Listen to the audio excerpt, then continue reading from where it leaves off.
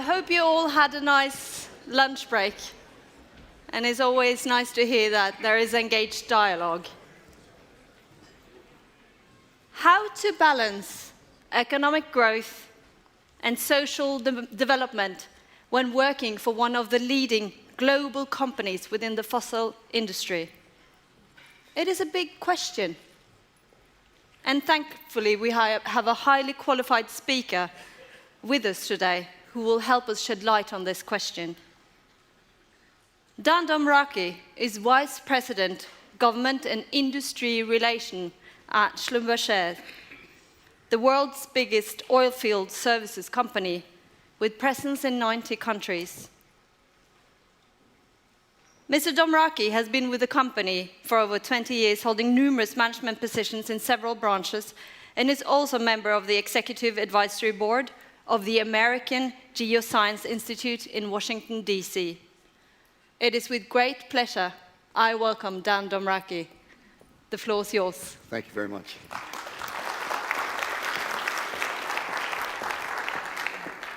So first, I just have to send out my profound thanks for having the opportunity to talk with everyone here today and to the organizers who have put this excellent event together.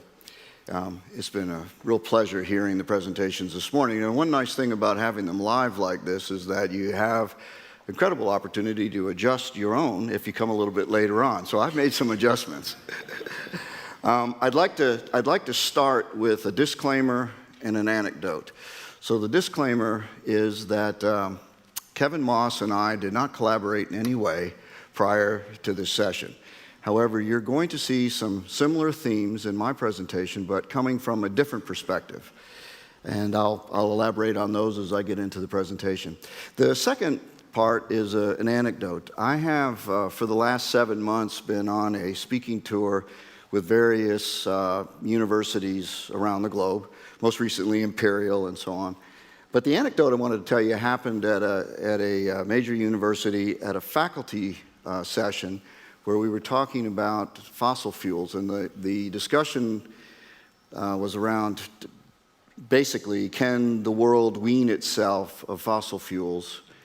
And there were just two of us speaking. One was from that university. He was an economics professor. And myself. And I talked about the technologies and the social changes that might be required as we move forward in changing our consumption and our ultimate use plans for the fossil fuel side of the whole energy package. And anyway, as we got into the question and answer period, one of the things that happened was there were some pretty intense questions. And near the end, it came up, when are you guys in oil and gas going to clean up your act and start joining the rest of the world in reducing fossil fuels? And so I made the comment at that time to the questioner that while the oil and gas industry and virtually all other industries that are engaged in deep decarbonization may very well achieve the goals that are set, especially the companies that follow some of the principles that Kevin highlighted. But the real problem is that the amount of greenhouse gases and other contaminants that are released in the making of a barrel of oil pale in comparison to what happens when that barrel of oil is consumed. And that's when a barrel is consumed, that's when it goes into our automobiles and into our electric generation facilities and so on. And the majority of greenhouse gases that come from fossil fuels come at that time. And hence, we might want to look at behavior patterns and changing those behavior patterns across the whole spectrum.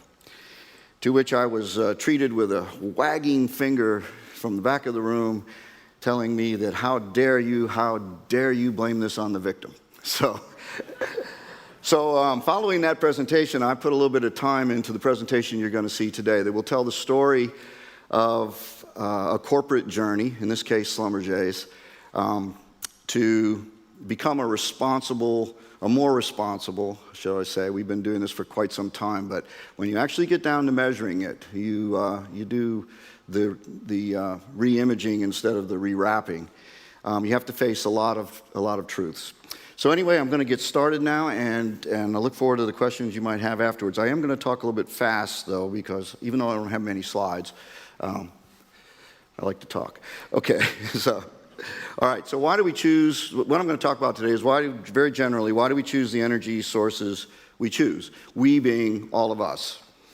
The stakeholders, which are subsets of us that represent various interests in the large picture of things, introduce a concept that maybe the social license to operate might be insufficient, and perhaps a more advanced form of how we interact with one another, how the stakeholders interact with one another, might be the social contract to operate, and then some stakeholder responsibilities and a few conclusions. Okay, so why do we choose the energy that we choose? So a fellow named Scott Tinker from the Bureau of Economic Geology about 6 years ago put a program together and a full movie that's now managed to make its way into virtually every college campus called Switch. And in that, he identified 4 reasons that we as a society or societies use when we select the type of energy we want to use. So first, it needs to be affordable. Second, it needs to be available. Third, it needs to be reliable. And most recently, clean and safe, which wasn't a consideration not too many years ago. So that can mean any kind of energy. It can be the alternative energies, it can be geothermal, it can be a whole range of things, but it's always based around these 4 points. What's the new emerging element of all this is that clean and safe, but it also has to be publicly acceptable. And publicly acceptable doesn't always square with the facts. In other words, rumor, invective, fantastic speeches like I'm giving today can inspire people to make decisions that might not actually be based on the facts. So for instance, the Fukushima nuclear disaster had terrible consequences in Japan, but it had significant consequences elsewhere. One of the places was in Germany, where the population of Germany, through a series of protests and write-ins and so on, accelerated Germany's decision to move off of much nuclear power as it could and into alternative sources, which almost immediately they found inadequate, and it required burning coal, which was a change, right? But the idea was that public opinion drove that. Macondo in the Gulf of Mexico certainly drove public opinion. Gaslands and other films, movie stars and celebrities and so on all have a part in this. But then so does the oil and gas industry. I have an image I sometimes show where a nighttime satellite over Houston, Texas, and there's a huge black area between Houston and San Antonio and Laredo, and in that black area, this was shot in 1994 as a satellite image, there wasn't anything. And then you come back in 2012, and the bright lights in that area are brighter than the 3 cities in which that surround it. And that's flaring, basically. And so everybody can see that, and it incites different opinions. So what Schlumberger did, not too many years ago after building our programs worldwide, and I'm going to tell you a little bit more about the company in about a couple more slides, we decided to look at, with the Paris Accords, what was different? And then how do we address the elements that are different? And we've been working on this before the December meeting. But basically, everything else aside, Paris created a market for the ability for companies and other stakeholders to engage profitably in reducing greenhouse gases and other contaminants. When I say created a market, what it did was when the countries that all signed up, as we saw in the previous presentation, and the commitments that were made, suddenly entrepreneurs can find better ways to deal with flaring. Entrepreneurs and companies can look at different ways of becoming more efficient, which usually means they have a positive collateral outcome of reduced emissions. So what we did was we looked at all of the stakeholders, we grouped them into 6. The top 3 that you see up there are the resource owners. In most of the world, resource owner is the government, and the government owns it on behalf of the people of the country. In North America, particularly in the United States, the resource owner tends to be an individual, a ranch owner, whoever, and they own all of the minerals. But it doesn't matter who actually owns it. The owner is looking for multiple levels of income on the resources that they own, on the property that they manage, whether it's a government or an individual. So they're driven by the need to generate a revenue.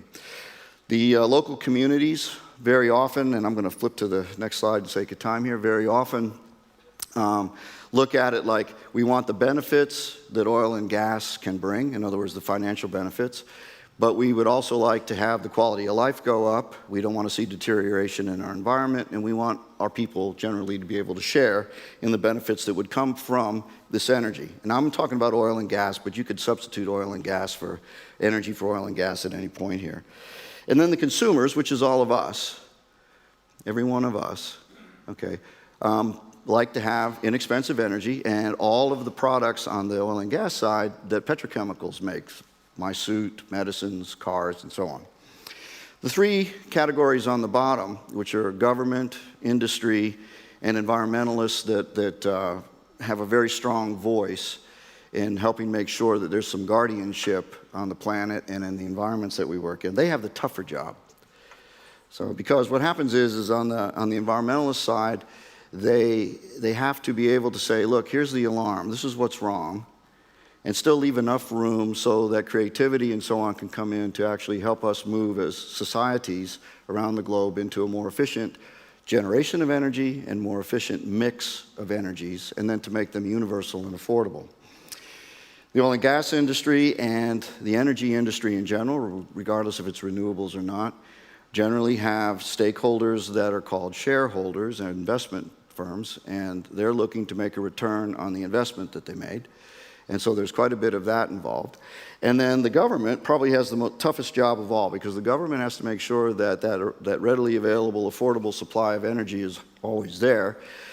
And at the same time, so the economies of the country or region that it is governing, and at the same time make sure that we're not exhausting the energy generation capabilities too fast, whether it's oil and gas or whether it's solar or whatever. And the idea there is that they have to strike the balance between all the other stakeholders. So if you look at all that, and there's a red ring around the outside, for every good thing, there's a negative, and the negative generally comes around to what is the public opinion and how will public opinion drive regulations, how will it drive change, many, many times very positive, and so, as I mentioned earlier, sometimes a bit wrong-headed. So if you look at all of it, what you end up with is, how do we get the word out to all of as a society, how do we get the word out to all the stakeholders? On the left side of the screen, you see the media, and I'm 61 years old, so when the media that I grew up with was around, you used to be able to rely on a half-hour news broadcast at the end of the day, and the editors would make sure that they had 3 separate agreed-upon reference points for any story that they told. Today we get, with a 24-hour news cycle with competing news agencies, we get about a half hour of news, maybe on some an hour of news, and 23 hours of opinion. There's been a shift in that view. And most viewers, when they tune in, whenever they can tune in, have a very difficult time trying to decipher between opinion and facts of the news. Another element that affects public opinion is the social media. And social media didn't start with self-regulation. Social media began with the idea that we could all communicate our ideas to each other, which has been powerful, incredibly powerful. But at the end of the day, social media can also be dominated by celebrities and so on that have an opinion, but the opinion may not be based on actual facts. And if it's not based on facts and they have a great following, usually the following believes the opinion. So public opinion and the news media have responsibilities, and all the stakeholders, to be able to help inform all of us consumers, as well as all of the other stakeholders helping the other stakeholders with transparency understand each other. So if we look at this from the point of view of the individual consumers, this would be the person who was wagging their finger at me in the anecdote saying, how dare you blame this on the victim? I have to drive my car. The individual consumers tend to have a poor understanding of where energy comes from. Maybe less so here in Norway, but certainly in vast portions of the United States, their population believes that electricity just comes out of walls. And how it gets to the wall is another issue. Okay? They're very, very often unaware of the full range of what hydrocarbons do. I'm on a board of an organization, and one of the other board members is from a sporting goods clothing manufacturing group, and he was chastising me during the board meeting, saying that, you guys need to quit producing hydrocarbon, keep it in the ground. And I said, do you realize that every single thing you sell in your catalog comes from petrochemicals? And he's on the board, and he didn't know that either. He challenged me, and he came back about 3 weeks later with a letter saying, I have to apologize, red-faced, I didn't know that. And lastly, we don't educate our children as they're going to need to be educated in the coming years, especially post-Paris, to understand the choices they have, the types of energy they need to use, and how to apply that energy, and how to be responsible consumers, which would go to the CDG 12 that Kevin pointed out, which is something that we were targeting. So when you're a consumer, like all of us, you have a lot of choices. A little chart on the right was done by a university professor at MIT who was trying to map out when will electric cars take over for gasoline cars. I think in Norway it'll probably be 2025, but somewhere for the rest of the world there'll be a change. And what he had been able to find was it probably won't happen. Probably what will happen is there'll be some level of parity that will evolve, but as gasoline engines improve and hybrids become much more sophisticated than they are today, that there'll probably be a mixing of those two things. But what else do they have? The Internet of Things. Does your refrigerator really need to talk to you? Driverless and sharing cars. China has an incredible program underway right now to look at can you move people around urban areas by just calling up a driverless car that can take you to wherever you need to go and pick you up when you're done. LED light bulbs, TVs, and so it goes. My parents, blessedly, are both still alive, but they're in their 80s. And when I talk to them about this, I have to tell you it's a very, very confusing thing for them. I mean, a light bulb is a light bulb as it always was. So there's a lot of things that we have to work on. The other part of it is that the post-Paris 2021 provided this business responsibility, and that's where the story of our company comes in. So what we did was we, with the support of our board and our CEO, Paul Kipsgaard, who happens to be Norwegian, I think most of you may know that, he really felt that we could do a lot more. And after a couple of years of working through these problems and then bolstered by the results of last December, one of the things that came out is our company has a two-front hold on sustainability, and what we call global stewardship. One part is our own company. What can we do to reduce greenhouse emissions, make ourselves more efficient, wiser, better use of water and other resources, engage our employees in such a way that when they go home, they have the same sort of facilities they have at work, so in their private lives, for instance, managing their own electricity, that they can do. All right, that's one set of targets, and we've got a whole team that's been working on that for well over 18 months now. The other side is our responsibility to the industry as a whole. When I was introduced, you said it was the largest oil and gas services company in the world, and we are, and we work for virtually every oil company just about everywhere in the world at one time or another. And that gives us a very unique vantage point of being able to see how just about everybody is deploying their resources in the production of oil and gas. And so the second part for us is to be able to spend significant amounts of money in research and engineering. We do about $1 billion a year on average, into developing products and services and techniques that will allow our customer base, which is the operators, to be able to more easily achieve the goals that they're trying to achieve in reducing the emissions that we're all after, and increasing efficiency to the point that they're actually costing less for operations and making more money for their shareholders. And we're well along in that field. And so that's our mission. And to get there, what we did, this is I was smiling when Kevin put his slide up. What we did is Paul Kipsgaard said, look, I don't want a bunch of window dressing. I want you to take the company apart and put it back together. We want to be able to see where we have weaknesses, and once we can fix our weaknesses, we can apply those learnings to the product development that we would bring to our customer base.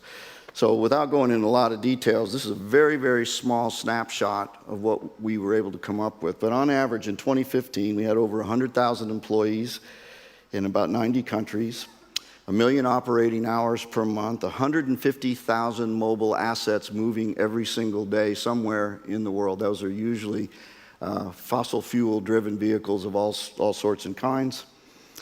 Now we have, in 15, we had 68,000 suppliers to our organization.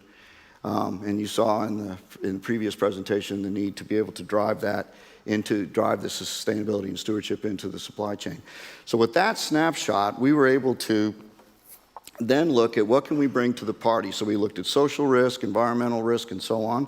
I'm going to whip through these really fast here, but basically these were software packages that we developed very early on that we could apply anywhere in the world to take a look at the operation that we were going to engage on behalf of an operator to say how can we be more efficient in there and measure it. And over time we would be able to build gap analysis that we'd be able to share with the industry that would bring improvements both in the needs for technology as well as better applications of existing technology. The other thing we did was we put quite a bit of money, one of these is in production for 4 years, into software that would allow us to predict impact in local communities. Now, a lot of this was designed around fracking for unconventionals, but usually when you go to a community and there are concerns about what's going to happen in that community when oil and gas shows up, generally it's about noise, road use, and what's going to happen to the schools and how much money we're going to get. And my red light went on and I've got one more slide, so I'm going to be real quick. So what we did was we developed a very extensive software. It's being independently tested right now by 2 groups in Washington, D.C. who secured separate funding so there wouldn't be any bias in where the funding came from to test this software out. And we should have some results back in about 3 months after 4 years of development. If everything goes the way it looks like it will be going, Schlumberger's plan is to make this software, which allows every stakeholder in those 6 holders to be able, in those 6 stakeholder chart there, to be able to share with one another in advance what's about to happen in an oil field or a development in, say, China or in Africa or in Peru, and allow the communities to do things like, well, we don't want that much dust in the air with 15 trucks a day, so what can we do? We pave the road, we can water the road, and these problems can be solved ahead of time. And if it's treated like a contract, like I mentioned earlier, then there are remedies when any one of the 6 parties don't do the things they need to do. And there are benefits to be shared by everyone if everyone sticks to the plan. So our goal is not to sell this software. Our goal is to use a Mercedes-Benz model and say ABS braking systems are too important to everybody in the world. So once we get all the testing done, our plan is to release this so that communities and industry can use it. And this is not just for oil and gas. It works with wind turbines. It examines the impact of solar panels and so on. So the community can actually look at a real energy mix in their planning. And so just to close, economic growth and energy consumption are going to continue. They're going to be the core of the economic upside that we anticipate is going to happen, even with the climate change issues that we're addressing. But the public, all of us, are going to have to find ways to become more savvy, and our children are going to have to be taught better ways to manage the energy mix and responsibly use that energy in the coming years. Stakeholders should engage in a contract basis with one another. And lastly, the experience that fossil fuels had well over 100 years, such as geoscaping and location of solar panels on desert areas and all that, that experience can be shared with this other evolving industry, which is currently and largely unregulated, so that they don't have to go through the same learning curve that oil and gas went. And with that, I thank you for your attention, and I'll answer any questions that come my way.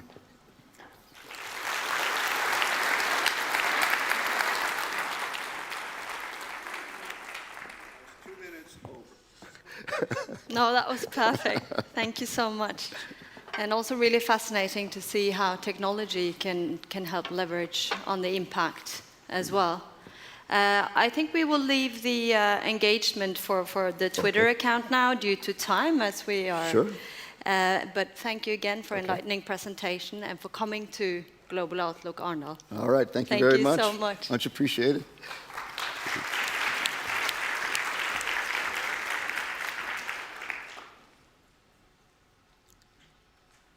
What if the whole growth model we've created over the last 50 years is simply unsustainable, economically and ecologically. Born in India, Dr. Vandana Shiva is a world-renowned environmental leader, a leading physicist, and the leader and board member of the International Forum on Globalization, and director of the research foundations on science, technology, and ecology. Through her prolific writing and holistic approach, Dr. Shiva brings international attention to key themes like genetic food engineering, cultural theft, gender inequity, and natural resource privatization. And she advises how leaders should be less short-sighted. Dr. Shiva, to cite Rabindranath Tagore, we live in the world when we love it. The floor is yours.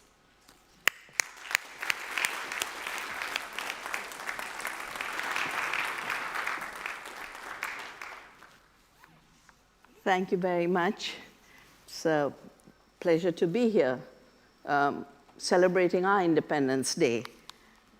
When we told the British Empire, we are quitting, we are exiting, 70 years ago.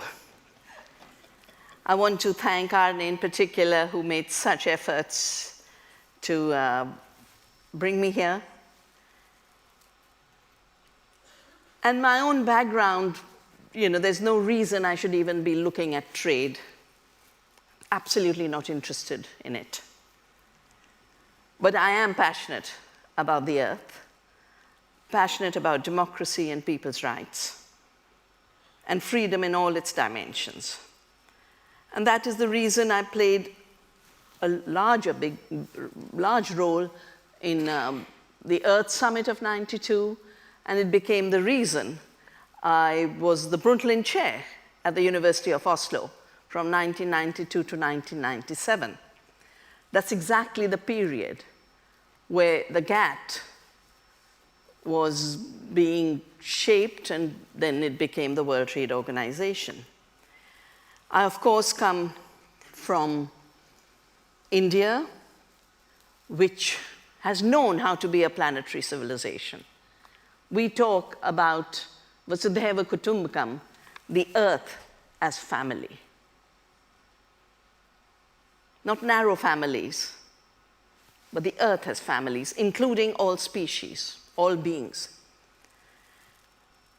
And we pray every day and say, let all beings be happy, sarve bhavantu sukhina. That's part of our being. We've also been the biggest traders. Till Columbus, the Spanish, thinking he was coming to India, started with his letters patent given by King Ferdinand and Queen Isabel, and then later Queen Elizabeth gave a charter to the merchants of London to make the East India Company, and then a free trade agreement of 1716 is what allowed the East India Company to take over India. And that, because of our experience as well as my own passions, is the issue when trade becomes the excuse to dominate. Trade should be between free people, exchanging goods and services, enhancing the freedom of all. I started my own ecological journey with a movement that inspired me, shaped me, movement called Chipko, where women of the mountain region in the central Himalaya, where I come from, Garhwal, the source of the Ganges, recognized that cutting of forests was leading to landslides, water scarcity, drying up of springs. So in '72, they started to say, we are going to hug the trees, you'll have to kill us before you kill the trees. The movement came to be known Chipko, which means to hug. So to live in the world is to love it. To live in the forest is to love it. And that is what led me to dedicate my life to protect biodiversity. So when GATT started to negotiate intellectual property rights on living systems, life forms, seeds, plants, animals, Article 27.3b of the WTO TRIPS agreement, I started to work. The first work I did was the real work of saving seeds, protecting biodiversity. The second work was to work with our parliament and our government to ensure that we defended our constitutional rights and duties. This meant we did not recognize patenting on life because life is not an invention. A seed is not invented. You can put a toxic gene through genetic engineering, but that is not making the seed and its future generations. The seed is making itself. It is what is called an autopoietic system, self-organizing. That's what all the new sciences are teaching us. Life is about self-organized complexity. And it is this absorption of life and its diversity into a trade arrangement that is an issue that has still caused problems. Interestingly, Monsanto admitted they wrote the TRIPS agreement. And the fact that an intellectual property agreement has TR before it, trade-related, because it was by force brought into trade. Our care for the earth is not a trade issue. It is an ecological and ethical imperative. And then food and agriculture, never been part of international free trade agreements. During the war, Europe, US had scarcity, and they ferociously defended their national food security systems. But by the time it was 95, the Cargills and the ADMs and the ConAgras had grown big. They wanted global markets. So Cargill writes the agreement on agriculture. It's not about how you grow food. It's about how you trade. Yet, domestic issues of growing food are defined as trade issues. So farmers support. I remember in the early days when I used to come here, the fact that small farmers of Norway in the high mountains producing your goat cheese should have public support was fully accepted. That they every pulse of India. And I realized this when I was doing seed saving. I'd collect arad, it was called pigeon pea. I'd collect chana, it was called chickpea. I'd collect rice bean, it was called cowpea, because the British had no idea, so they called it animal feed. Today, India, which was the largest producer of pulses and oilseeds in the world, as a result of WTO rules, has become the biggest importer of pulses. And are we able to import the diversity we grew? No, no country grows that diversity, because no country has that climate. So we're importing inferior dal from Canada. 7% protein compared to our 35% protein in our pulses. We are failing to fix the nitrogen in our crops, because these pulse crops are nitrogen fixing. I am on our Controller of Auditor General's advisory board, and the CAG did an assessment that for 2 million tons imported in 2012, only 10% of the corn and soya grown in the world is eaten by human beings directly. 90% is going for animal feed and biofuel. It's not a food system. Overall, 30% of the food is coming from the industrial agriculture that grows as globalization invades international systems. And small farms, which produce 70% of the food we eat, are displaced. But this 30% supply is accounting for 75% of all water destruction, both the mining, because this is a very water-intensive system of production, The nitrogen load, we are creating dead zones in all our oceans with the fertilizer runoff. Erosion, as large monocultures expose the soil to wind and rain erosion. 75% of the soil degradation is coming from this system. 75% biodiversity destruction, but 93% disappearance of vegetable varieties.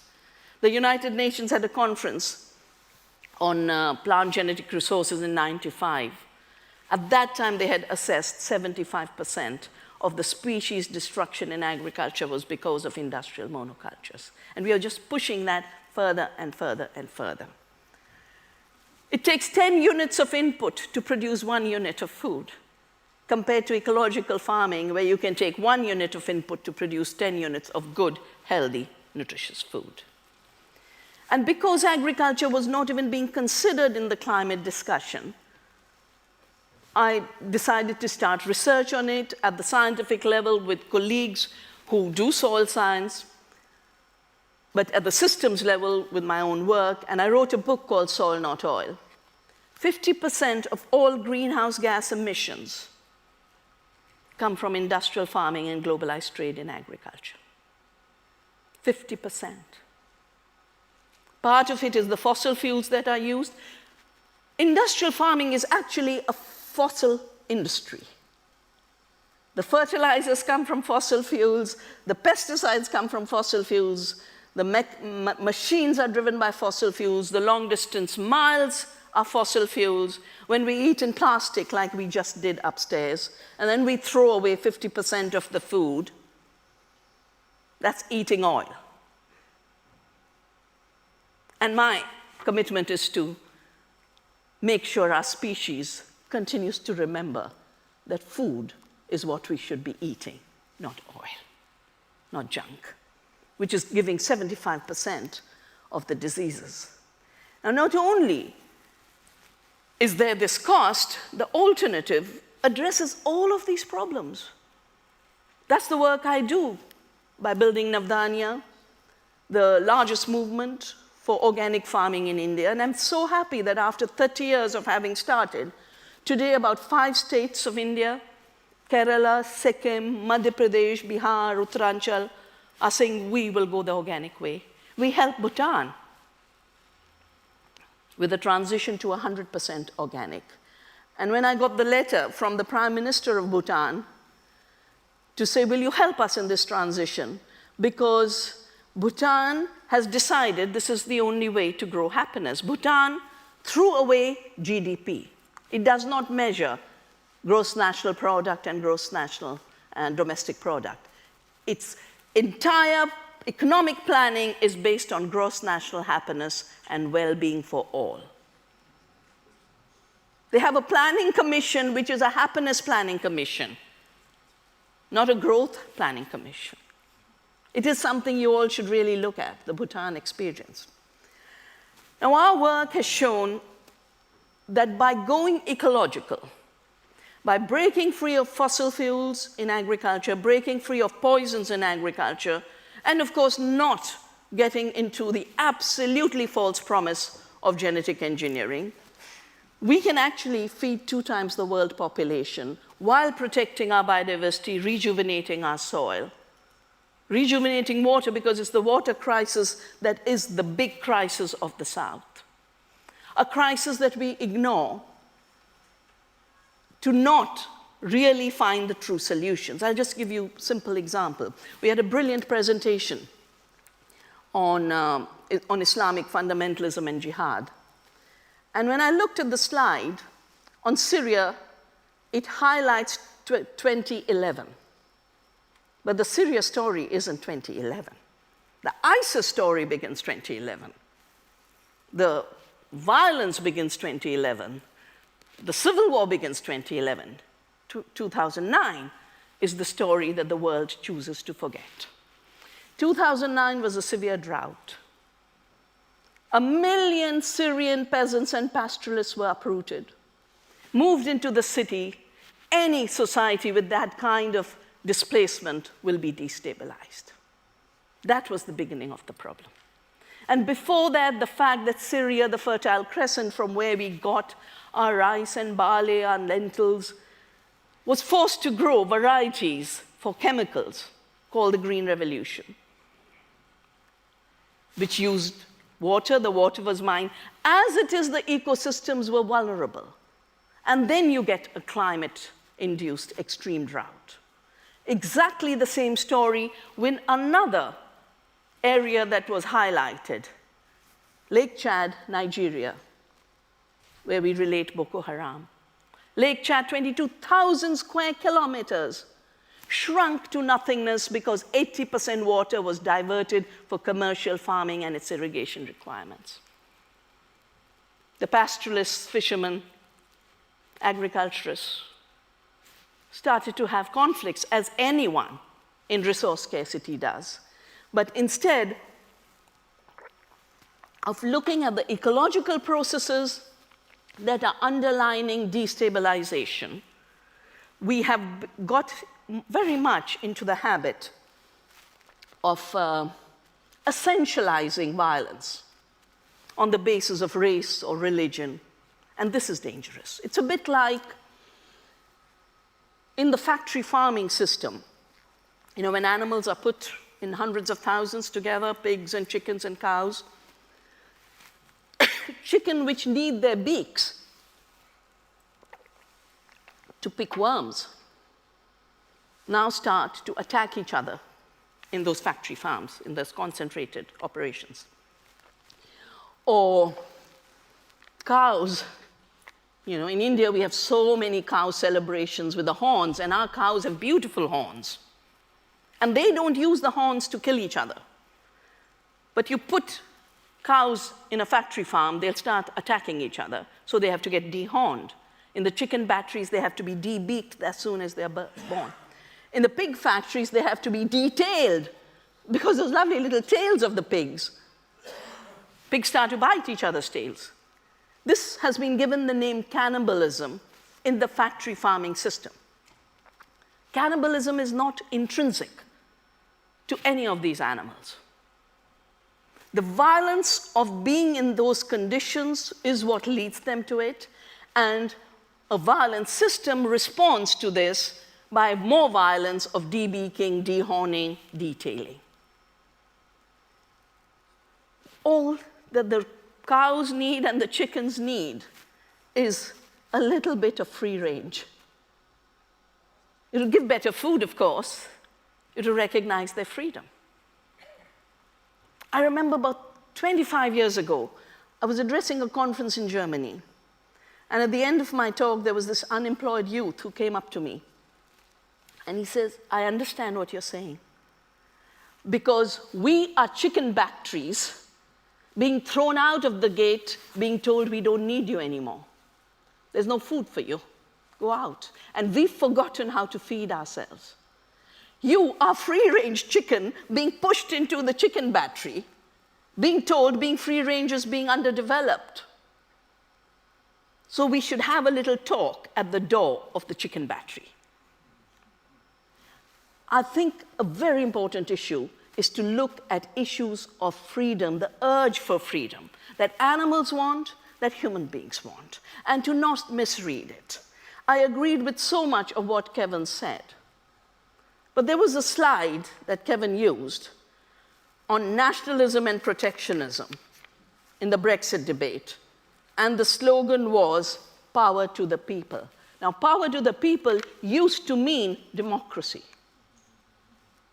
And that, to me, is the danger of a globalization that believes that destroying the planet, destroying people's rights, destroying democracy should be responded to not by listening to what people are saying and what people want, by giving them names.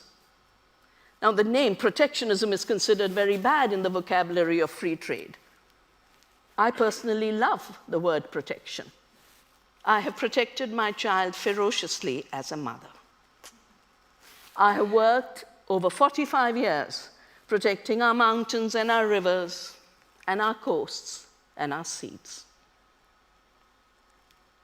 I work to protect this beautiful culture and civilization of ours based on Vasudhaiva Kutumbakam, the Earth family. I work to defend our democratic institutions. Each time we are told they are protectionist, that regulation of GMOs through biosafety laws, which we have, is protectionist, it should be dismantled. That environmental laws are protectionist, they should go. We had an environment minister whose press conferences were only, last week I dismantled this many more environmental laws, so that there's ease of doing business. I think before ease of doing business, we have to consider the ease of living the good life without harming anyone. That is the real right livelihood path. That is the part of the Gandhis and the Buddhas. The civilizational values of knowing that we are part of one planet, we are part of one humanity, that every being on this planet and every human being has a right to freedom, to evolve to their full potential, has a right to an equal share to the earth's amazing, abundant gifts. And what we've realized is not only is this the way to have more food, it's the way to remove poverty. Our farmers are earning 10 times more than commodity farmers growing for global trade, farmers growing real food. We are addressing the climate problem. Inorganic farming is a 100% solution to meeting the emissions gap that has been left after the voluntary commitments were made by countries, that 10 gigatons can be met in 5 years if the world went on organic. I think this is the time to get out of the trap of violent economies, violent in the ways we respond to crises, violence in the way we look at people at a distance and don't understand their pain and just give them a label. Let's start to learn again to live as an Earth family. Let's cultivate Earth democracy. Thank you.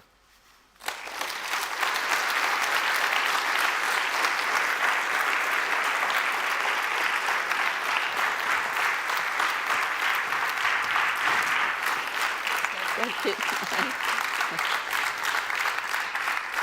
Thank you so much, Vandana Shiva. We do have, yes, we do have actually a question from the audience, and we have time for it, if I may allow. Time. Yes, because you mentioned Bhutan, you mentioned a transition from growth targets to happiness targets, and the question here also talks about to increase the standards of living in the third world or in developing countries is imperative, but how do we do it without further compromising on the environment? Well, my old dad used to say one of the biggest problems is this word, the standard of living. Yeah. I understand a quality of life. I understand a life where everyone has food, everyone has water, children are going to school, healthcare is available, societies are in peace with themselves. The standard of living imagines that the South consume as much as the North, which we know is an ecological impossibility. It will need 5 planets. But in any case, it hasn't brought better well-being to the North.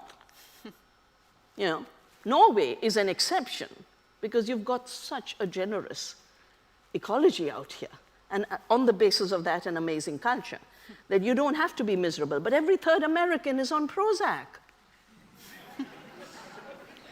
What's the value of their gross national product? So how then do you propose that if you were to change the system into targets where we actually measure happiness? No, you measure well-being, because sadly happiness is being psychiatrized rather than about how you live. Do you have access to water? Is your river clean? Is your air clean? We've done a study on the agriculture system, for which our agriculture minister wrote the foreword. And we took the true cost of chemical industrial farming and globalized farming. And just on social and ecological externalities, it's $1.2 trillion a year, as big as the GDP itself. So the shadow economy of destruction is big. We didn't count health. Now I'm counting health, because we're finding villages with 100 cancer patients, a train that leaves Punjab called the cancer train. So the disease externalities are even bigger. We need to stop externalizing costs. That's the first thing we need to do. Because a false growth, where nature and the environment bear the costs, is what is bringing us to the brink. The world is not disruptive. The world has been disrupted. So what type of leaders? I mean, we mentioned you live in the world when you love it. How do you get those leaders to instigate that change? But I think one of the big shifts we are watching, and I mean, Trump is such a good example of this, the fact that leaders who thought they were leaders but had stopped listening to people are being rejected by people. Yeah. And the only reason Trump is popular, everyone says, he doesn't respect the system. Now, we shouldn't end up with that in other countries. I think what we need is the recognition that across societies is leadership. Yeah? That civil society is giving a leadership role. Women are, in my view, the strongest leaders for our time because they have the longest experience of continuing to live and love. You know, they weren't the ones sent to war. They weren't the ones told to colonize. In fact, while Columbus was going out, women were being burnt as witches in Europe. So they know better. So I think what we need is diversity of leadership and the recognition of that diversity. That's how democracy becomes deep. That's how societies become stable. And that's when you'll stop seeing young people of Europe run off to Syria to join the ISIS. Thank you so much again for your presentation and inviting me to speak.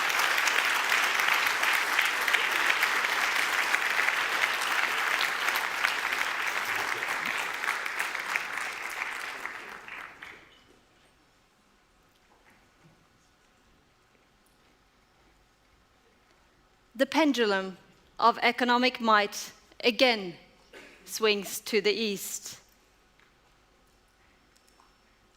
And we are increasingly looking to China for clues about how the world will be like in the 21st century. How to balance economic growth, social development, environmental protection. The question of today's conference is highly relevant to China and then to the world. Our next speaker, Mr. Chen Si, is well positioned to shed light on the ongoing changes in the energy sector with in-depth knowledge of the solar industry through his role in Elkem. He is also the founder and the CEO of Oriental Vikings Investment and Management Group, which provides strategic advice to businesses. Please show your welcome. Thank you.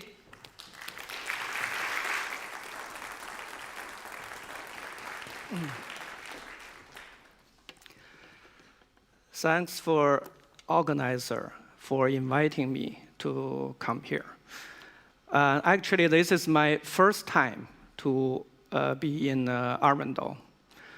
Yesterday, I walked 2 hours around this town to see the nice city, nice view, nice nature, especially clean and fresh air.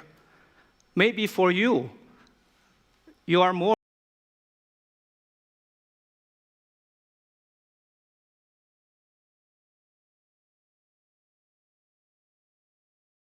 concerned about the temperature, if it's sunshine or this, the weather. But if you look at this picture I'm going to show,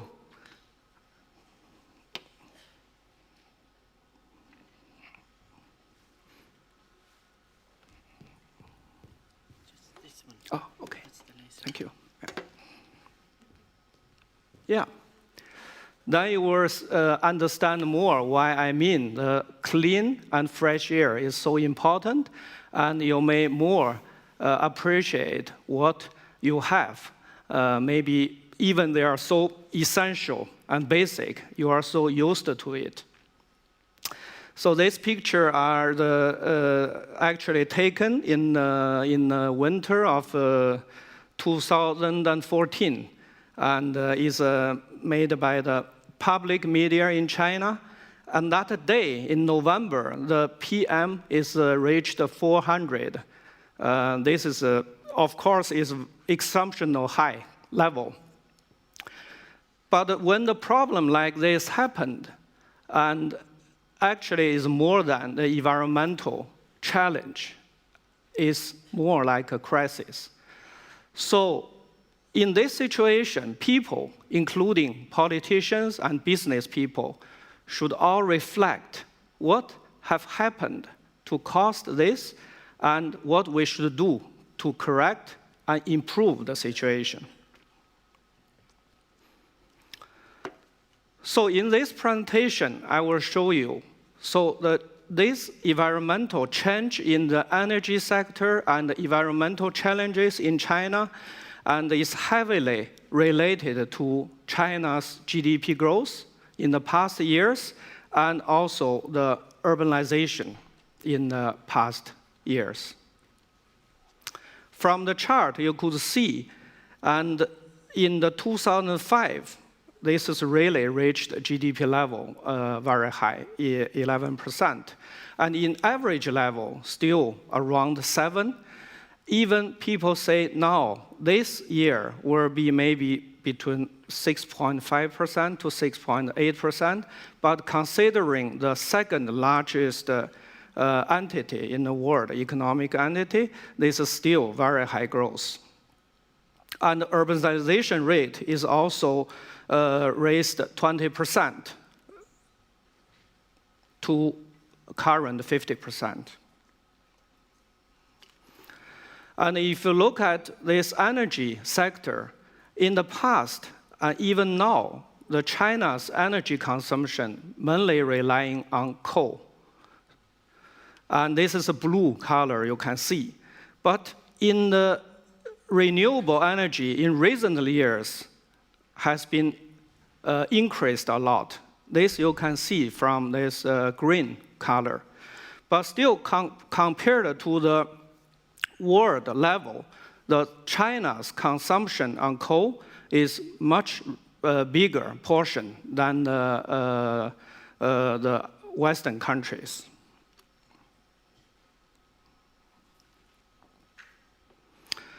And what consumes the most energy?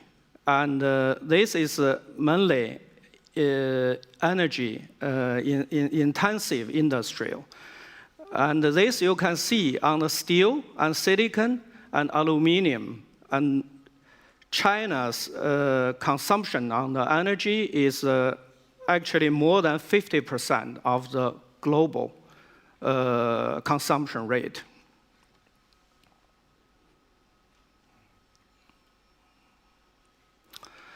One thing is about the consumption, high consumption level. Another issue is the low efficiency of the energy consumption. This is another challenge. And here you can see is this high GDP growth also followed by this growth of energy consumption, greenhouse gas emission, and pollution, water, soil, and air. So, and also the CO2 emission levels is already, China is number one, biggest player in this CO2 emission. And China, since 2010, becomes the number one biggest energy consumption country in the world. And by 2030, China will account 26% of the total energy consumption.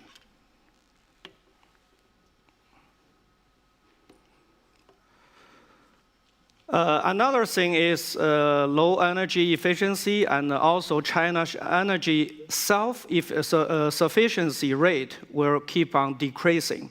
This is due to the faster growing of the economy and the supply-demand gap. The demand is more than supply.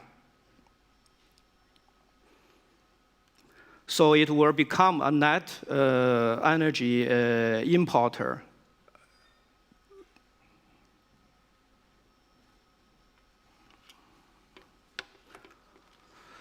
So this is the drivers for the China's development on the renewable energy.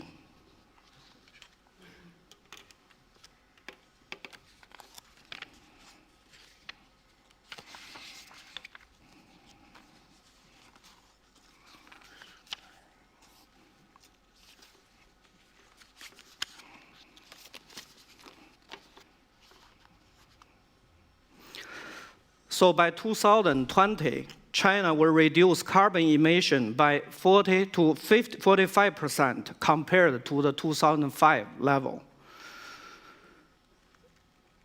And also Chinese producers are facing more trade conflicts due to the less efficiency and enforcement on the emissions.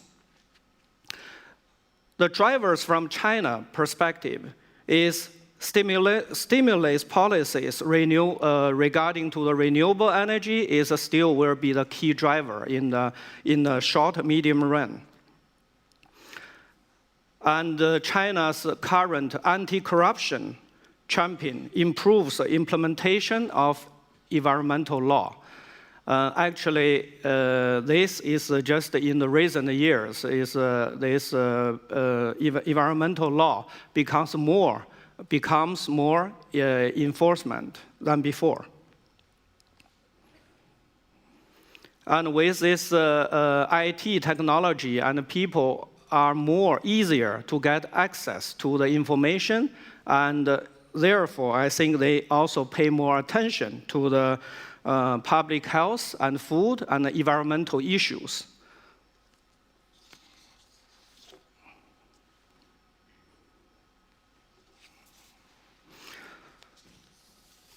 So China actually starts the energy revolution both from supply and demand side.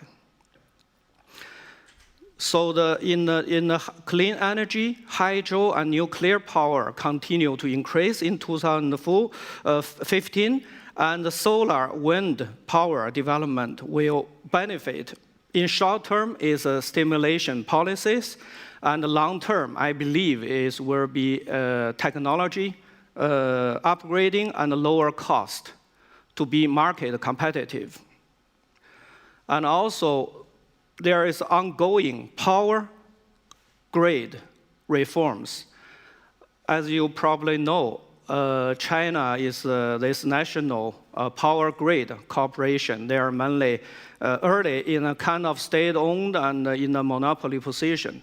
So now they are also reforming, so which allowed more market players in especially renewable energy sectors to go in. On the demand side, emission reduction comes from national carbon emission trade market will be launched in next year, and hydro and electrical cars will grow fast in coming years. I will show later in another slide.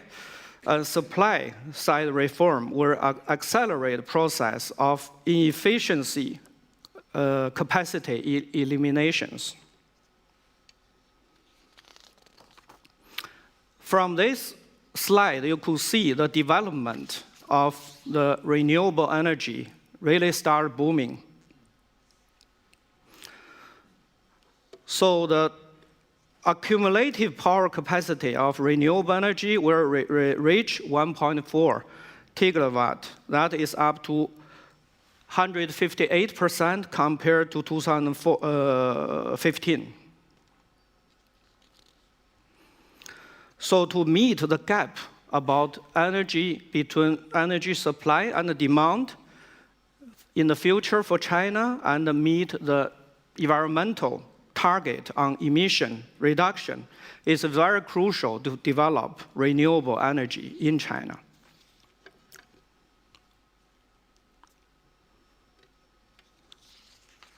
This slide shows China's solar power increased sharply in past years. Installed solar power capacity accounted to 19% of global total last year in 2015, and China's solar power will be developed at the 30% composed average growth rate from this year to 2020.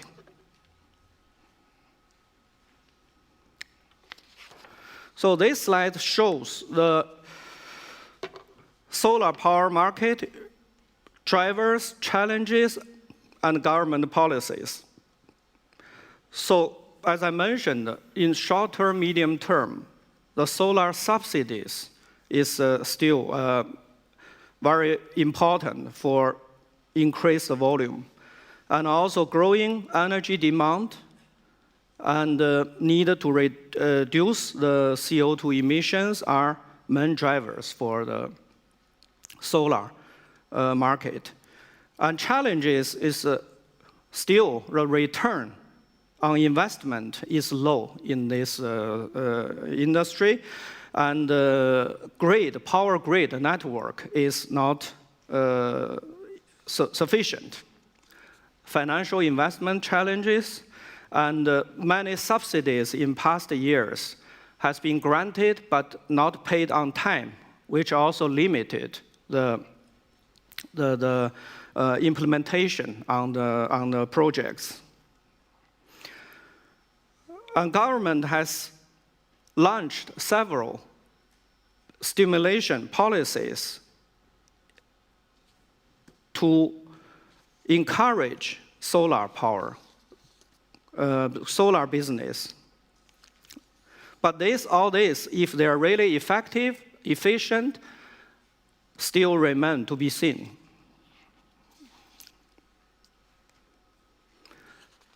Since we talk about energy change and clean energy, I also put one slide on the wind power. And this is also 33% of the global total capacity in 2015. And it will grow 11% in the component average growth rate from this year to 2020, lower than solar power, but still quite high, 11%.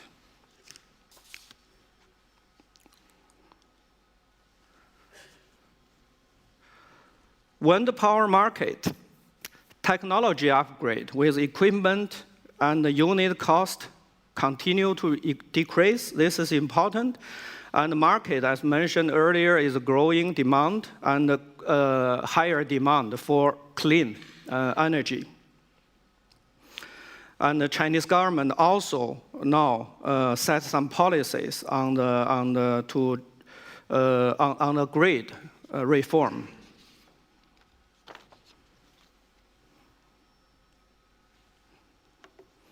Hydro and nuclear power play important role in Chinese energy sector and also contribute to the emission reduction. By 2020, so will be 3.5% growth in the hydropower, and this is relatively low. And but still, they face some high cost of construction and the power transfer, immigration issues, and etc. On the nuclear power, is only 5% of global total consumption, and is planned to increase on the GAGR basis on the 15%. So this is a relatively high growth. So this will be also interesting to look at the target for hybrid car in next 5 years. So this will be actually production for 2015 increased to 340,000 units. And this is up 300% compared to 2014. And target is for this year to 2020 will reach 5 million cars in these 5 years. So the increased benefits from subsidies, technology upgrading, environmental protection, there's a lot of which are in favor of speeding up this development. But there are also challenges here. Safety issues and construction of charging piles and subsidy decreasing and lithium battery technology development. And here, this is a very hot topic of this battery technology development.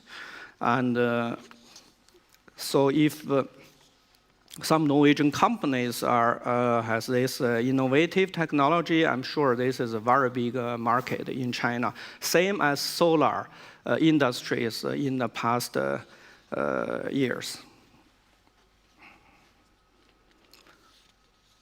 So this is a national emission trade market will be launched. This is some background, and I will not go into very detail. So, and environmental protection on the pollution, and this will be on water pollution.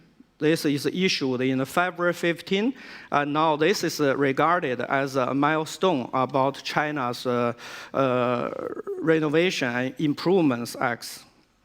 So now they are also covering the soil and air. I think this is a very good start. They start to pay attention and realize they need to have this act in all these aspects, but there is still a long distance before introducing these new policies, regulations, and really implementation, because it's a so complicated system and a lot of benefits parties involved, and it's difficult.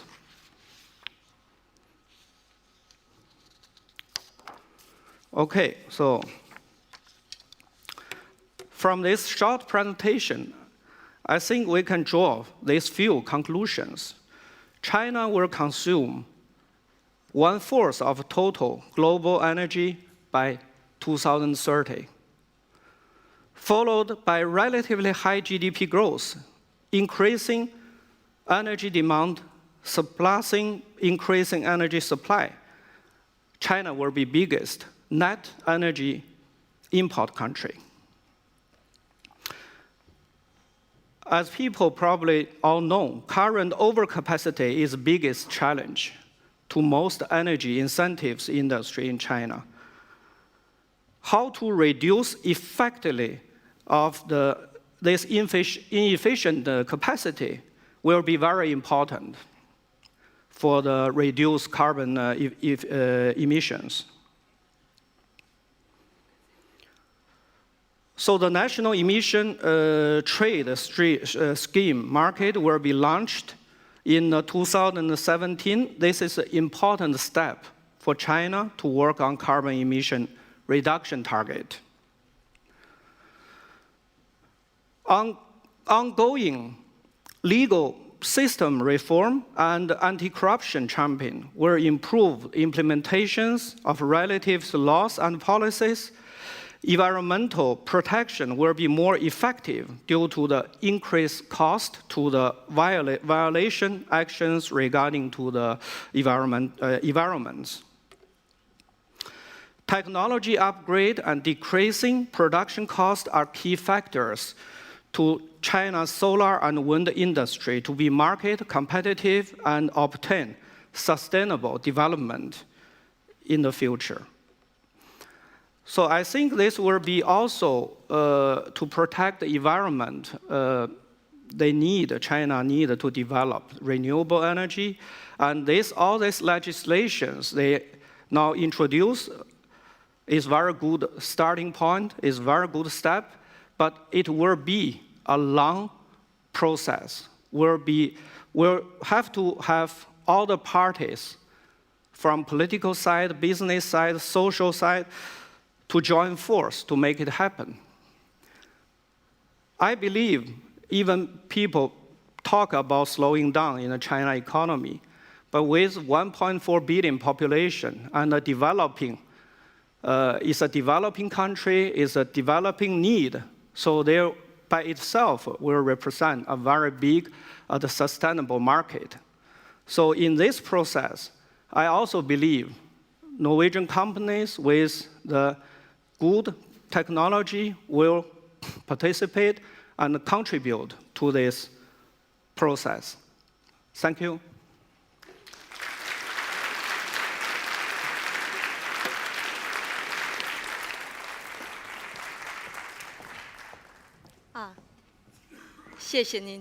Thank you so much for your presentation. And I think now we will continue to go over to the dialogue that we will hold, and hopefully there will be some questions as well within that dialogue that will also raise questions on China and the development of alternative energy. Thank you so much. Thank you.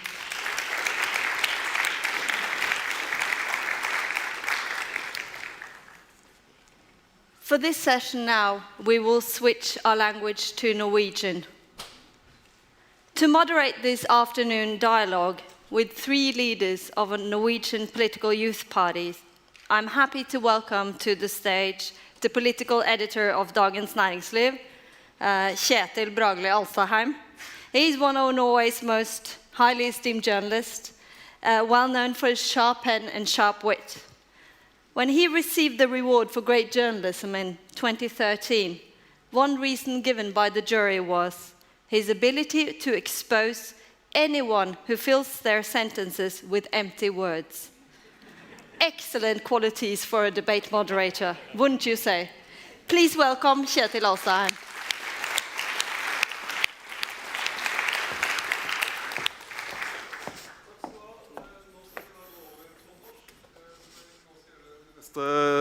Minuttene vi skal over på norsk, det vi skal gjøre de neste minuttene å sitte her i den behagelige delen av scenen, og så skal vi oversette alt som har vært sagt her siden klokken 10. Og de som da skal sitte her, de skal få mikrofoner, og det AUF-leder Mani Hussaini. Kom opp her. Unge Venstre-leder Tord Hustveit, og Unge Høyre-leder Christian Tonning Riise. Ta den. Velkommen. Og apropos oversettelse, velkommen her. Takk. Og der, Tord. Jeg begynte jo, bare for hva jeg skulle forberede meg, så slo jeg opp for sikkerhets skyld. Altså, det jo a disruptive world. Så slo jeg opp for sikkerhets skyld disruptive for at vi skulle få dette helt riktig. Og det ordboka da sa meg var at det var splittende, nedbrytende og forstyrrende, eller forstyrrende. Og det jo litt av en verden. Og denne konferansen ble planlagt før sommeren, og så har vi hatt denne sommeren med da Brexit, terror, Trump, Tyrkia, internasjonalt. Og her hjemme så har vi hatt, ja, det har kanskje vært en ulv på Tromøya. Har jeg hørt? Lokalpressen her. Det har vært gråskimmelangrep på jordbær. Og Märtha Louise og Ari Behn skal skilles. Men hvis vi starter da, i det minste i det internasjonale,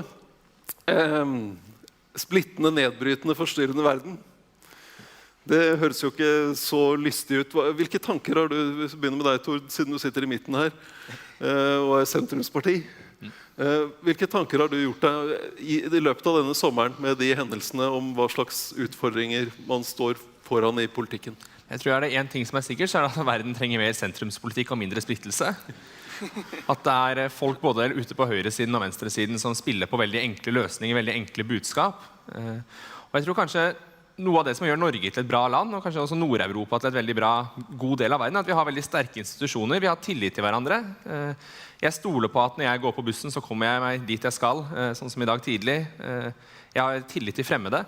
Og jeg tror kanskje I en globalisert verden så holder det ikke bare at vi har sterke institusjoner nasjonalt, men at vi også må se litt sånn, hvordan kan vi bygge sterke internasjonale institusjoner. For hvis vi ser på noen av de utfordringene vi har sett sammen, enten det terrorisme, det høy arbeidsledighet, eller en av mine hjertesaker, klimakrisen og miljøkrisen, så det alle de utfordringene har det til felles at vi trenger internasjonale løsninger. Og da må vi skape et internasjonalt klima som gjør at det mulig å komme fram dit. Så jeg vil ha mindre disruption og mer samarbeid.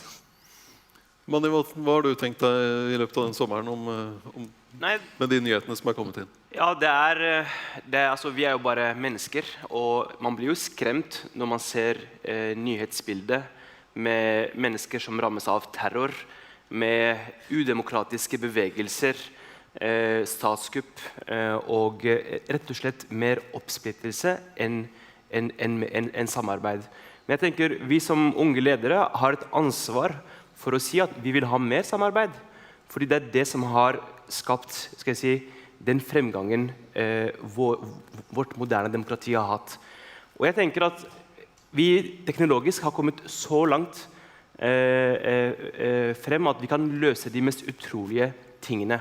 Men likevel så klarer vi ikke å løse som for eksempel fattigdomskrisen. Vi har ennå ikke klart å virkelig tegne veikart til hvordan vi skal redusere klimagassutslippene. Og jeg tenker at dersom vi har det som våre hovedmål, gjennom samarbeid, gjennom et sterkt forsvar av våre verdier, så tror jeg at vi har et godt grunnlag for fremtiden. Jeg mener at vi må være fremtidsoptimister. Vi har to valg. Når ekstremisme og radikalisering truer våre samfunn, vi kan enten på en måte verne oss selv, beskytte oss selv, putte masse militære rundt våre grenser, eller så kan vi søke samarbeid. Og det det siste som har gjort Europa til et av de mest vellykkede kontinentene. Hvordan det å være optimist denne sommeren, Kristian?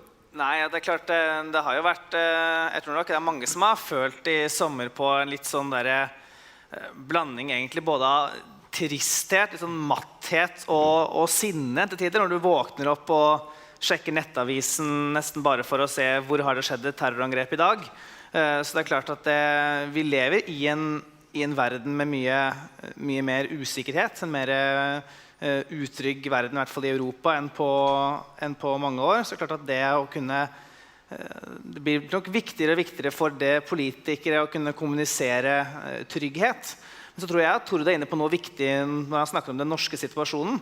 Det at vi I Norge har både en sterk tillit mellom myndigheter og innbyggere, og mellom innbyggere innbyrdes en veldig viktig kvalitet I det norske samfunnet. Jeg synes jo det veldig bra at vi ikke har fått de svingningene I Norge som vi ser ellers I Europa, men jeg blir jo skremt av den sånn populistiske strømningen som vi ser både I USA, som vi ser over ganske store deler av Europa, hvor du har fått en politisk klasse som ute av synk med befolkningen, og befolkningen opplever at politikerne ikke lenger svarer til de utfordringene som de har, og begynner å se til veldig enkle løsninger på komplekse problemer. Så vi har jo et ansvar også for å sørge for at vi ikke får de strømningene I Norge. Men for å være litt sånn, for å prøve å dra det over på noe litt positivt da, så I dette litt kaotiske og pessimistiske bildet som vi ser nå, så var det jo likevel det verdenssamfunnet som klarte å samle seg om en historisk klimaavtale på klimatoppmøtet I Paris I desember I fjor. Så det viser jo at det jo også I det klimaet vi har nå, så det mulig å komme sammen om mer forpliktende løsninger. Jeg vil bare si at, og der en klokke. Jeg trodde jeg ikke hadde fått noen klokke, så vi kommer til å holde på kjempelenge her. Men vi må I hvert fall slutte før det sånn ungdomspartilederdebatt som begynner 6:00 og bare holde ut. Børge Brende åpnet her I dag ved å si at nå må vi ikke ødelegge den modellen, den suksessoppskriften som verden har hatt, og som har gitt oss fremgang de siste 70 årene. Men det ikke en modell som, altså I hvilken grad trenger den modellen justeringer? For her det jo, på den ene siden har jo det som har gitt økonomisk fremgang og velferd, har jo også gitt oss miljøproblemer og klimakrise. Og samtidig det da, virker det som det I hvert fall en del av de som globaliseringens, de som ikke har vært vinnere, eller som har tapt I USA eller I Storbritannia eller hvor det som nå nå har en mistillit mot det politiske systemet. Hva må vi gjøre for å kunne videreføre den modellen? Ja, jeg tenker at når vi får sånne politiske strømninger som populistiske, som spiller på det enkle budskapet, så må vi ikke peke, da tror jeg vi må se til oss selv. Hva det vi ikke har fanget opp? Hvilke utfordringer, hvilke hverdagsproblemer det vi ikke har fått med oss? Så jeg mener vi skal ta det på alvor når den britiske arbeideren mener et problem at en arbeider fra Polen på en måte har lettere tilgang til den arbeidsplassen som det bare en av. Da tror jeg både Labour og Tory og andre partier i Storbritannia har et ansvar for å ta de bekymringene på alvor. Det mener jeg, altså det budskap nummer 1 i politikken. Så mener jeg at vi må gjøre mer av det som fungerer. Jeg må gi ros til regjeringens satsing på utdanning til jenter. Det noe vi i Arbeiderpartiet støtter helhjertet. Det kanskje det verktøyet som kommer til å gi flere muligheten til å kunne få frie liv. Også en annen ting som vi også heier frem å bygge sterke stater. Som det ble sagt tidligere i dag på Politisk kvarter, så det på en måte det svake stater som kommer til å være en hovedutfordring for det internasjonale bildet. Så mener jeg noe som Børge Brende bør gjøre om på det han har gjort, og det å forsterke FN. Ikke sant? Med en gang Norge sier at nå skal vi kutte i bevilgninger til de internasjonale institusjonene, når Norge gjør det som et av verdens rikeste land, så det veldig enkelt for alle andre land også å følge etter. Så der mener jeg Norge, mange har sett i Norge når vi har bygd opp internasjonale institusjoner som har på en måte drevet utviklingen fremover, da må også Norge fortsette å være en sterk pådriver, ikke kutte i de bevilgningene. Tord? Ja, jeg tror jo, hvis man ser på både Brexit-debatt og veldig mange andre saker, jeg var jo i Frankrike i sommer og fulgte litt med på fransk media, ser man på debatten som der, så jo debatten nå går jo ikke først og fremst mellom høyre og venstre, men det har blitt en slags debatt mellom de som for globalisering og de som mot globalisering. Og da tror jeg vi som for globalisering har en jobb å gjøre med å vise at det også innenfor en globalisert verden mulig å løse klimakrise, mulig å løse flyktningkrise, og kanskje ikke bare at det mulig å løse, men at globalisering en forutsetning for å løse flyktningkrisen og klimakrisen, og at det ikke sånn at vi kan trekke oss tilbake hver for oss og sitte på vår egen tue og prøve å løse det. Så synes jeg altså et paradoks, og det går også litt i den Brexit-debatten, og det tror jeg mange politikere, i stedet for å ta vanskelige beslutninger i hjemlandet, så skylder de på noen andre. At David Cameron gjennomfører store kutt i sosiale ytelser i Storbritannia, sier de det EUs feil. Og når man over veldig mange år sier at alt som galt EUs feil, og alt som bra nasjonale politikeres fortjeneste, så vil jo folk på et eller annet tidspunkt si at EU noe negativt. Men hvis vi ser på greit, fri bevegelse av varer, fri bevegelse av mennesker, har gitt millioner av europeere en bedre hverdag, gitt østeuropeere muligheten til å komme og jobbe her, bli rikere, og handel har gjort oss rikere. Men så det noen som har tatt konsekvensen av det, noen som har måttet betale en høyere pris enn andre, for eksempel industriarbeiderne i Nord-England. Paradokset at det gjennom EU man har fått fordelene, men det det nasjonalstaten eller Storbritannia som har ansvar for sosialpolitikk som skal utjevne de negative forskjellene. Det det ikke EU som kan gjøre, så man også avhengig av nasjonale politikere som i stand til å se de negative sidene ved globalisering, og også da kompensere de som har tapt. Kristian? Jeg grunnleggende teknologioptimist og grunnleggende fremtidsoptimist, og det mener jeg det grunn til å være også i dagens samfunn. Jeg tror at verden også i dag med noen bølgedaler beveger seg i riktig retning. Og hvis vi da snakker om klimautfordringen for eksempel, så det jo sånn at vi har løst kriser som fremstod som nesten umulig å løse tidligere. Jeg husker når jeg var barn og vokste opp, som det så lenge siden som mange andre som sitter i publikum her, men da var det jo hullene i ozonlaget som var det store problemet. Og som vi ikke visste hvordan vi skulle løse, og da trodde vi at det liksom skulle være den virkelig store krisen. Nå det jo ingen som snakker om det lenger, for det klarte vi jo gjennom forpliktende internasjonale avtaler å løse. Og jeg tror at om noen år kommer det helt sikkert til å komme, både på grunn av avtaler som forplikter politisk, men også på grunn av ny teknologi, nye løsninger, til å komme noe som bare snur helt opp ned på den politiske debatten. Så om 5 år sitter vi sikkert her og kanskje har en helt annen debatt med nye utfordringer som har kommet på veien. Men bare for å ta det helt konkret, altså, den frie flyten av arbeidskraft har vært en stor del av Brexit-debatten.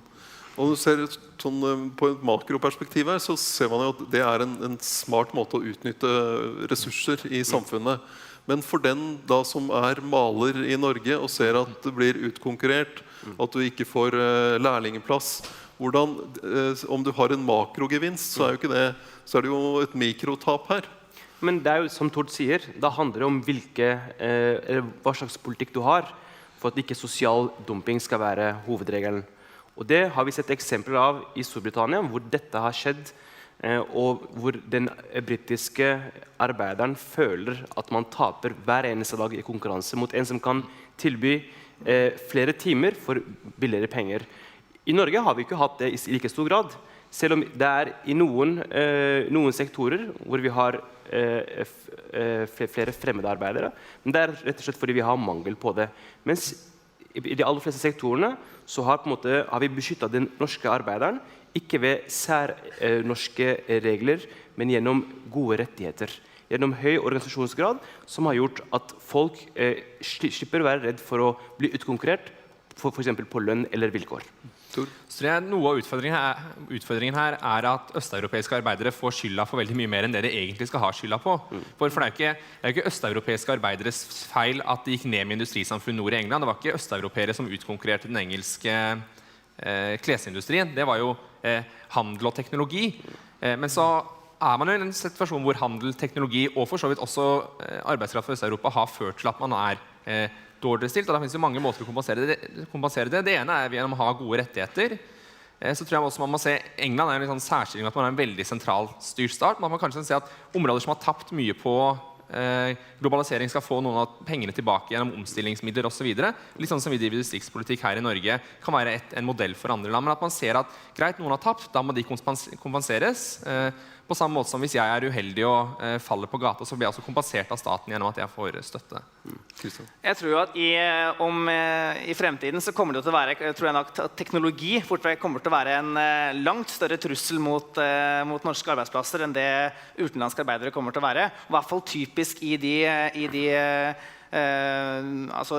særlig yrker hvor du har mye menn uten høyere utdanning. Der kommer vi til å ha en stor utfordring. Ta et eksempel på det. Jeg spurte Ole Robert Reitan om det for en stund tilbake, om han trodde det kom til å være så veldig mange som satt i kassa i butikkene om 20 år.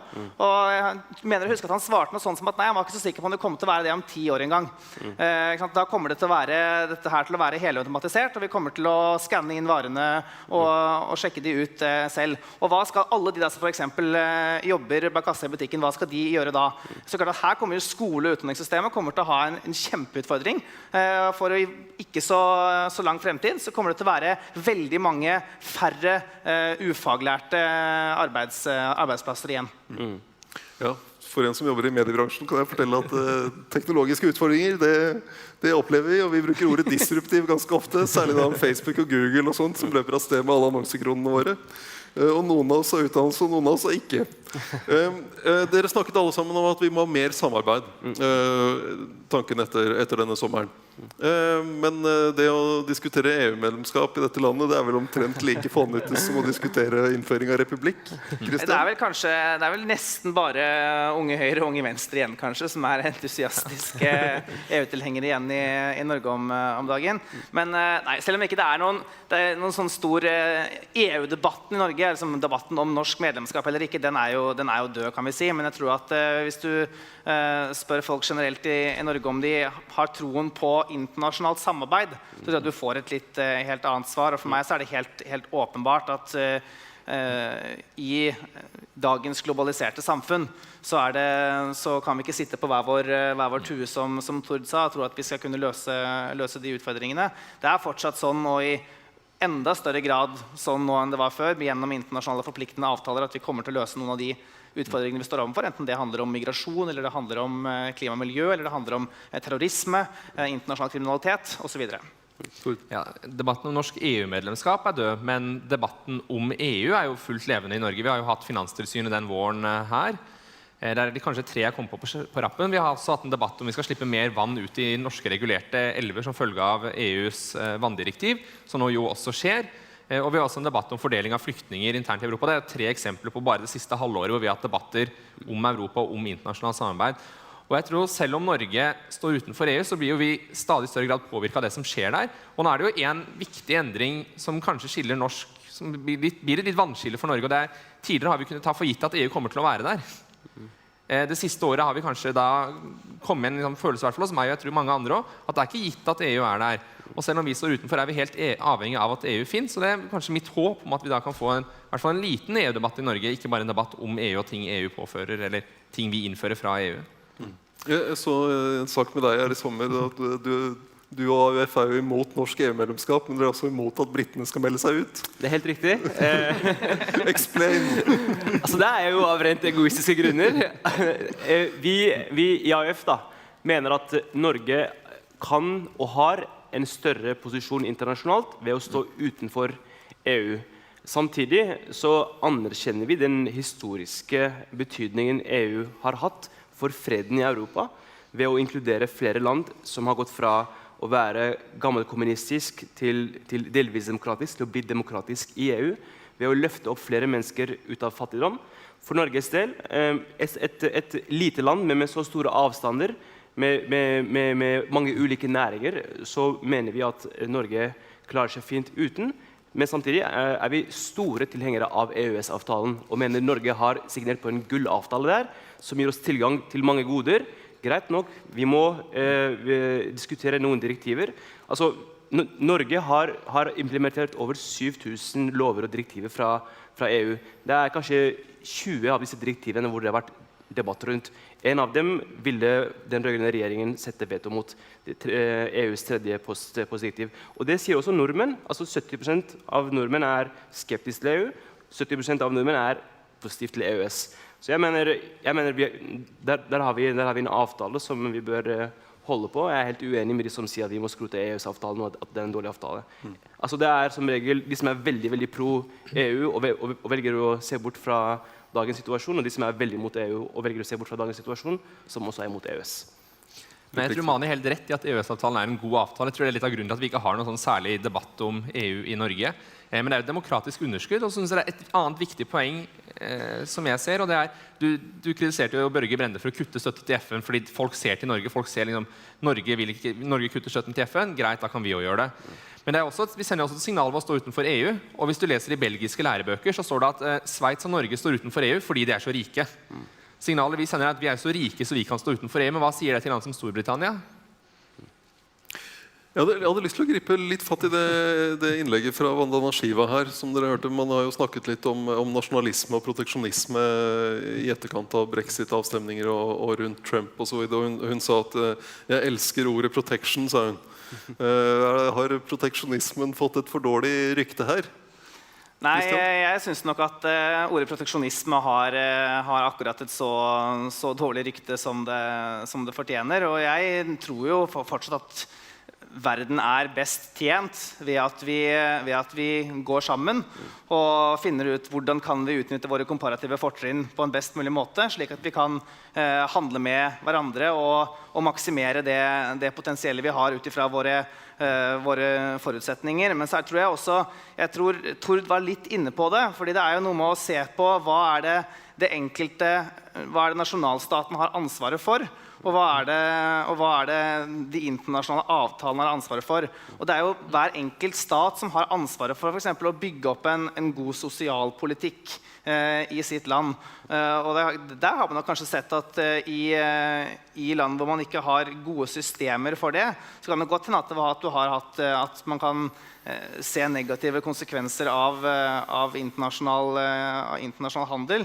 Men jevnt over så tror jeg det skal veldig godt gjøres å argumentere for at det at vi bygger opp murer rundt våre land, at det skulle bidra til å gjøre hverken det internasjonale samfunnet eller hvert enkelt land noe bedre stilt. Jeg har også lyst til å gripe fatt i det siste innlegget som var her før vi kom i godstolene her, om Kina. Og der er jo tallene enorme hver gang, men altså dette perspektivet om at Kina kommer til å bruke 1/4 av energiressursene i verden om noen år. Hva tenker dere da om at Norge har et såpass vanskelig forhold til Kina etter Nobelprisen? Altså, Ja, altså det er jo utrolig synd da, at det er det, fordi veldig mange norske bedrifter som kan tjene på et sånt samarbeid, kulturelt kan vi tjene på det. Jeg mener at kinesisk bør før eller siden inn i norsk skole som et av språk som våre elever må lære. Men det er på en måte dette her med respekten for ytringsfrihet og demokrati som på en måte er kanskje mer varemerket til Norge enn salmafisken. Og jeg mener at vi skal holde på det. Det er ikke norske politikere som gir fredsprisen. Det skillet ser ikke kineserne. Det er veldig synd. Men jeg mener det er viktig for norske myndigheter å vise at vi er alltid klare for samarbeid. Vi har mange norske bedrifter som er klare for det, og vi er også klare for å åpne for kinesiske bedrifter og samhandle med Norge. Men det er den ene tingen. Det andre tingen er på dette med våre verdier. Jeg mener med en gang vi går bort fra våre verdier, da har vi mistet total troverdighet den dagen vi ser en diktator og ønsker å kritisere vedkommende. Nei, jeg kan bare stille meg fullt og helt bak det Mani sier, at det er viktig med et godt forhold til Kina, men vi kan ikke fire på de grunnleggende verdiene vi har. Kristian? Jeg er jo helt enig i det. Selvfølgelig bør det være et mål for norsk regjering å forbedre forholdet til Kina og forbedre handelsforbindelser med Kina. Men det er klart at vi kan ikke gjøre det ved å gå bort fra helt grunnleggende liberale prinsipper. Altså et rikt land som Norge bør jo nettopp kunne stå hardt på de grunnleggende liberaldemokratiske verdier. Så selvfølgelig så er det synd at vi har et dårligere forhold til Kina.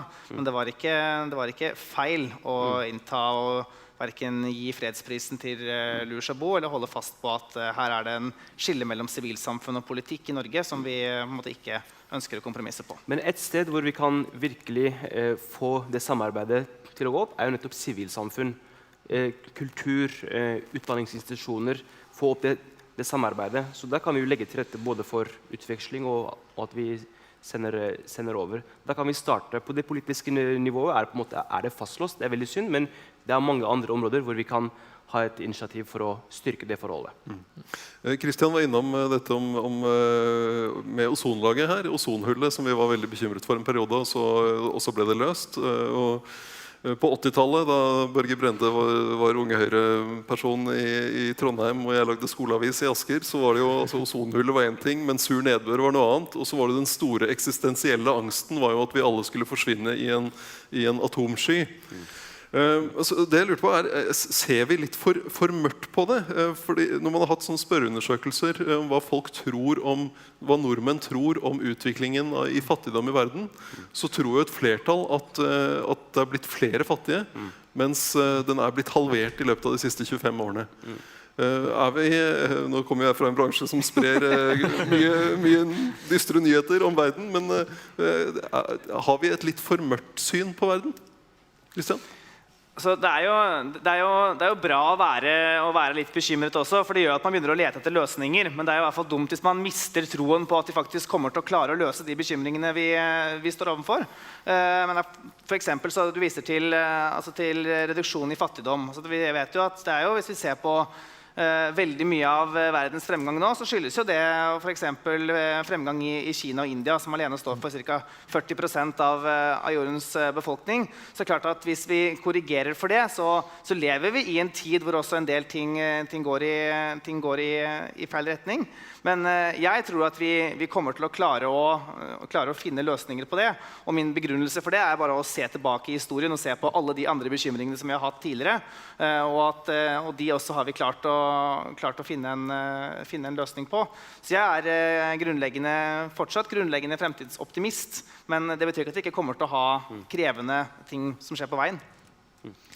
Jeg er vel også optimist, men for meg er det jo kanskje klimakrisen da, som jeg tror det this time is different, i hvert fall delvis.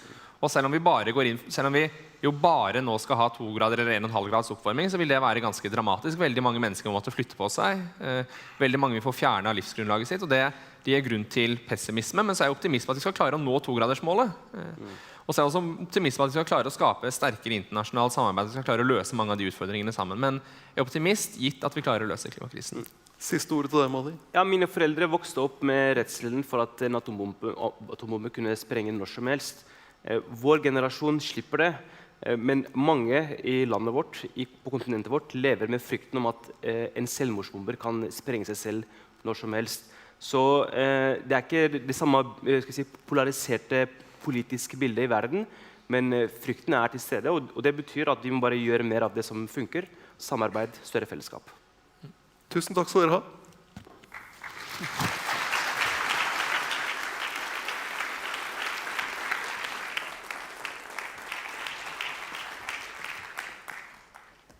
Well, it gives us confidence to hear that you are optimistic on behalf of our common future. And I do remember from last year's Global Outlook conference, actually one of the keynote speakers pointed out that optimism should be a treat for leaders in these times. And I do agree, we have to be optimistic because pessimism is for easier times. So let me leave you with a question. How can you be part of the solutions? Good luck with all your future battles, and thank you all. On behalf of the organizers, GCE Node, Maritimt Forum, and Eide-nettverket, thank you all for being here. And our ambition is that we meet here again next year. And as you all might know, there will be the official opening of Arendalsuka just now outside. And for those of you joining Global Outlook's dinner, it'll start at 5 o'clock sharp at Arendal Gjestehall. Someone will provide you with directions. And then there will be a Prosin dinner at 4:30 ved Sjøkurs ved Vitensenteret. Good luck with your future battles, and thank you all.